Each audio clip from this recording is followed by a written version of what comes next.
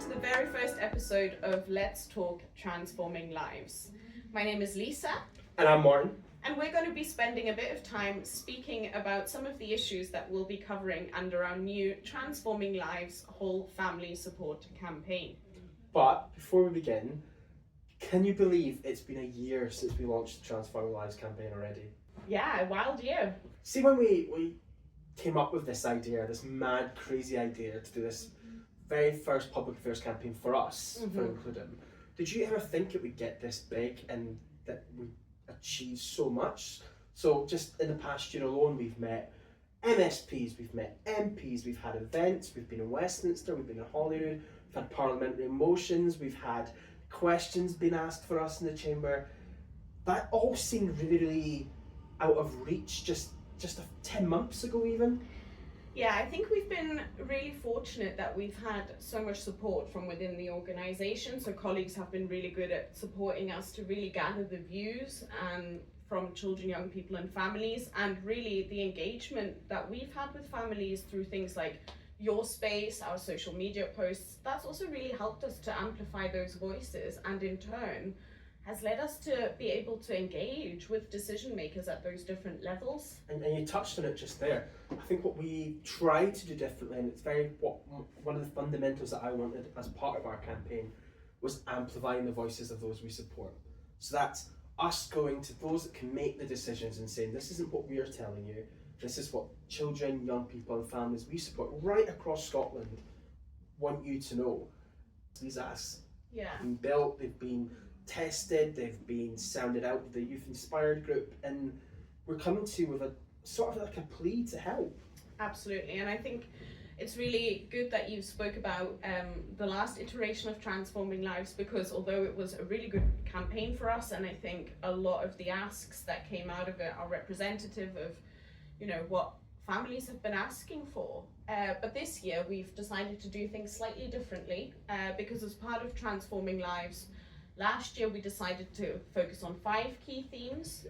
This year we've decided to only focus on 3 because we wanted to really dig into some of those issues in more detail and spend a bit more time engaging with children, young people and families to hear more about their experiences. I suppose just from the outset, we're not saying these are the most important 3 from that 5. We're just saying from what we've gained from last year's Transforming Lives campaign, these are the kind of themes that we want to do just a little bit more digging to. And that segues us quite nicely into this year's campaign as well, I suppose. Now, we've already touched about the themes, but we've sort of named this theme, this year's campaign anyway, Transforming Lives Whole Family Support. Do you want to just tell the audience what we mean by whole family support? Yeah, of course. So in everything that includem does, when we're supporting a child or a young person, we always end up supporting the whole family because we recognize that children are living and growing up in families. And we recognize that in order to support a child, it's important to really make sure that the whole family is moving towards positive destinations. So it's about a sustainable approach. It's about supporting relationships within the family. And when we say family, we really mean whoever is living together. So we don't place any restrictions on what families look like. That depends on the young person and the child and the important people in their lives.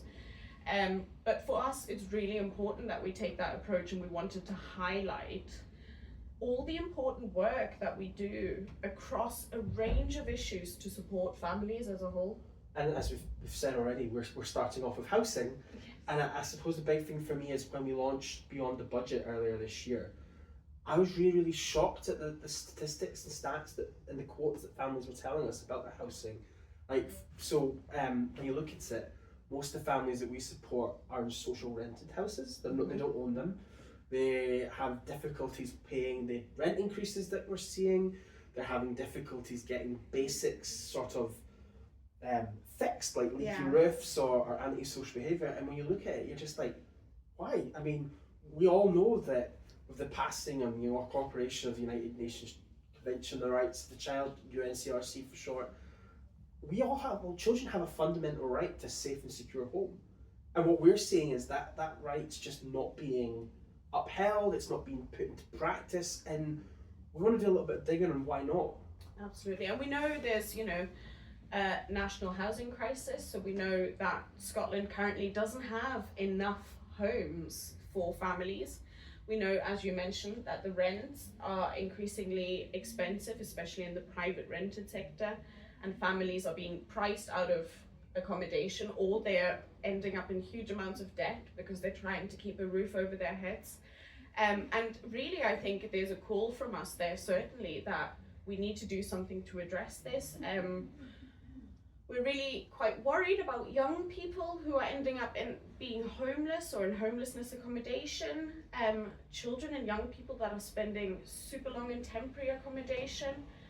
And as we said at the beginning, this affects health, it affects mental health, it affects education, employment. The consequences of not having good housing or any kind of housing, adequate housing, they're far reaching. And I think it's really a priority that needs to be addressed. 100%. And on the flip side of that, we see issues, or our staff and our colleagues see issues right across the board of housing. But I suppose one of the most fundamentalist one is a 16 or a 17-year-old getting their first tenancy and not having a clue of what to do about that. We're suddenly giving them a set of keys and we're expecting them to know how to budget, how to pay the bills. They open up the door and the whole flat has been ripped bare back to bare essentials. And it'd be interesting for us to see how can we work with partners in the Scottish Government to try and make a difference, change that so that, we're not having to rip up beautiful floors, they can stay there. Young people are getting those skills so that when they do move into their first tenancies, we're not setting them up to fail.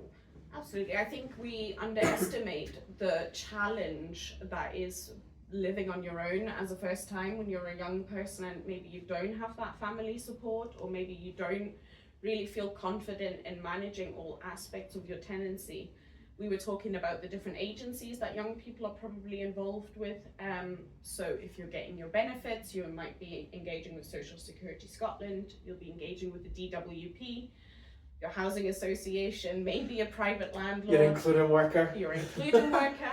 And so there are so many things for young people to think about, and so many relationships and processes to manage. And then there's keeping on top of a flat, going to work, going to college. It's really a huge responsibility. And I don't think that, certainly a lot of the young people we work with, through no fault of their own, are not always equipped to manage all of that in a way that makes them feel good and makes them feel happy in their home. And I think that's something, certainly as an organisation, we want to do more about. Absolutely.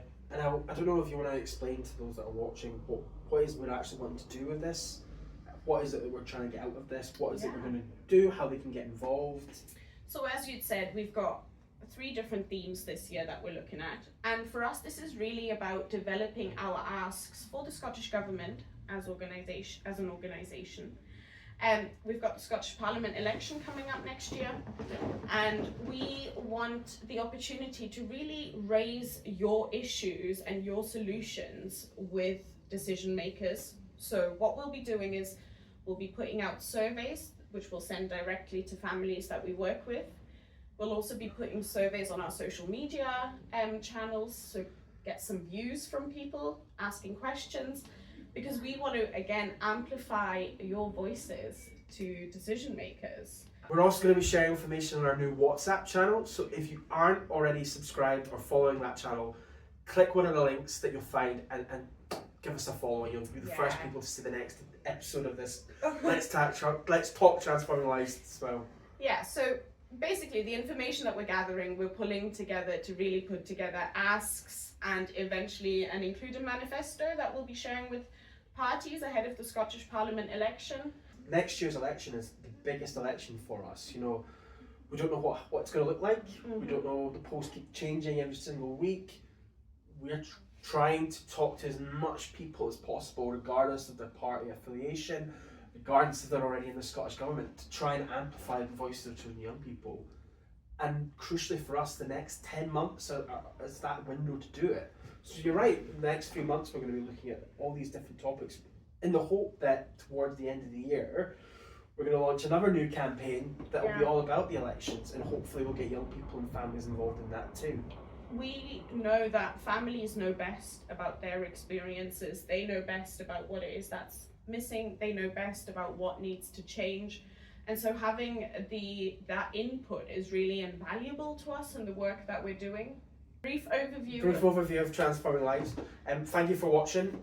If you have any issues or any comments about what we've raised, just drop us a message in the comments below, or you can even send us an email at publicaffairs@includem.co.uk. Until next time.